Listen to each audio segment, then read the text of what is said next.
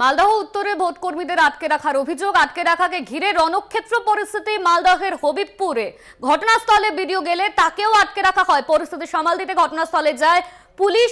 গ্রামবাসীদের সঙ্গে পুলিশের সংঘর্ষে আহত পুলিশ কর্মীরা। ভোট বয়কটের ডাক দেন গ্রামবাসীরা। ভোট বয়কটের ডাক গ্রামবাসীদের। ধস্তাধস্তি পরিস্থিতি তৈরি হয় গ্রামবাসীদের সঙ্গে পুলিশের সংঘর্ষেও, আর এই সংঘর্ষে আহত হয় পুলিশ। ঘটনাস্থলে ভিডিও গেলে তাকেও আটকে রাখার অভিযোগ উঠছে। মালদহের ঘটনা, মালদহের হবিবপুরে রণক্ষেত্র চেহারা নিয়েছে। মালদহের উত্তরে ভোট কর্মীদের আটকে রাখার অভিযোগ উঠছে। ঘটনাস্থলে ভিডিও গিয়েছে, ভিডিও গেলে তাকেও আটকে রাখা হয় বলে অভিযোগ উঠছে। মালদহের হবিবপুরে রণক্ষেত্র পরিস্থিতি, ভিডিওর সঙ্গে ভিডিওকে আটকে রাখা হয় এমন পরিস্থিতি তৈরি হয়েছে। পুলিশের সঙ্গে গ্রামবাসীদের সংঘর্ষ। মালদহের উত্তরে ভোট কর্মীদের আটকে রাখার অভিযোগ, আটকে রাখাকে কেন্দ্র করে রণক্ষেত্র চেহারা নেয় মালদহের হবিবপুরে। ঘটনাস্থলে ভিডিও গেলে তাকে আটকে রাখা হয়। পরিস্থিতি সামাল দিতে ঘটনাস্থলে যায় পুলিশ।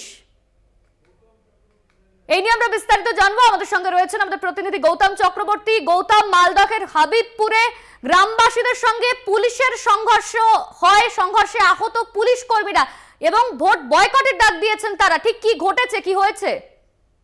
অনন্যা, আমার কলকাতা টিভির দর্শকদের নিশ্চয় মনে আছে যে গ্রাম পঞ্চায়েত নির্বাচনের সময় হবিবপুর মঙ্গলপুরা গ্রামের দুটি বুথে আমরা এই নিয়ে একবারও খবর করেছিলাম এবং এই মঙ্গলপুরাতে রাস্তায় একটা সেতু, ছোট একটা সেতু, তার দাবিতে গ্রামের লোকেরা ভোট বয়কট করছিল এবং কিন্তু কোনোভাবে গ্রামের লোকেদেরকে রাজি করানো যায়নি।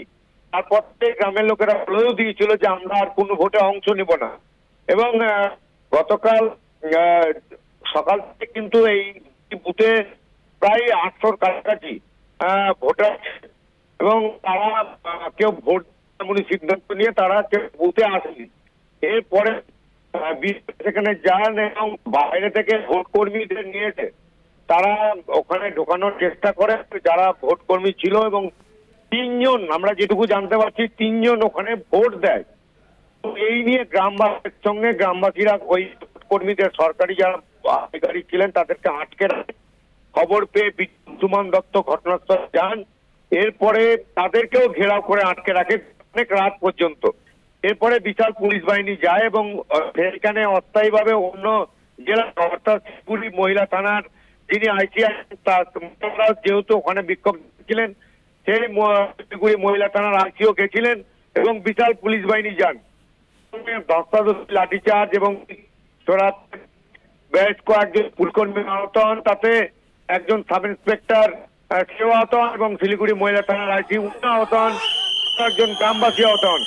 পরে পুলিশ লাঠিচার্জ আটকে ছিলেন যে সমস্ত ভোট কর্মীকে উদ্ধার করে চিকিৎসা কেন্দ্রে নিয়ে আসে এবং যে আনুষঙ্গিক সামগ্রী ইভিএম এগুলো বাংলা কলেজে পৌঁছান। এই নিয়ে কেন কেন্দ্রীয় বাহিনী হস্তক্ষেপ করলো না এমনটা বলছেন অনেকেই। কারণ কেন্দ্রীয় বাহিনী থাকাকালীনও যদি তাদের ব্যবহার না করা হয়, এই নিয়েও কিন্তু একটা উঠছে। অনন্যা, এখন এই মুহূর্তে পরিস্থিতি স্বাভাবিক রয়েছে। তবে আজকে ওইখানে 3 জন ভোট দিয়ে দিয়েছে, ফলে যে রিপোর্টের একটা সম্ভাবনা থাকে ভোট বয়কট হলে, ভোট না হলে, এটা সম্ভাবনা কিন্তু খুবই কম।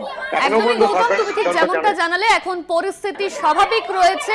পুলিশ গেলে গ্রামবাসীদের সঙ্গে পুলিশের সংঘর্ষের পরিস্থিতি তৈরি হয়, এরপর এখন পরিস্থিতি স্বাভাবিক বলেই খবর।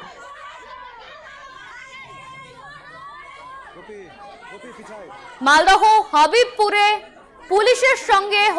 পুলিশের সঙ্গে গ্রামবাসীদের সংঘর্ষে আহত হয়েছে পুলিশ আধিকারিকরা। ভিডিওকে আটকে রাখার অভিযোগ উঠছে। ভোট বয়কটের ডাক গ্রামবাসীদের।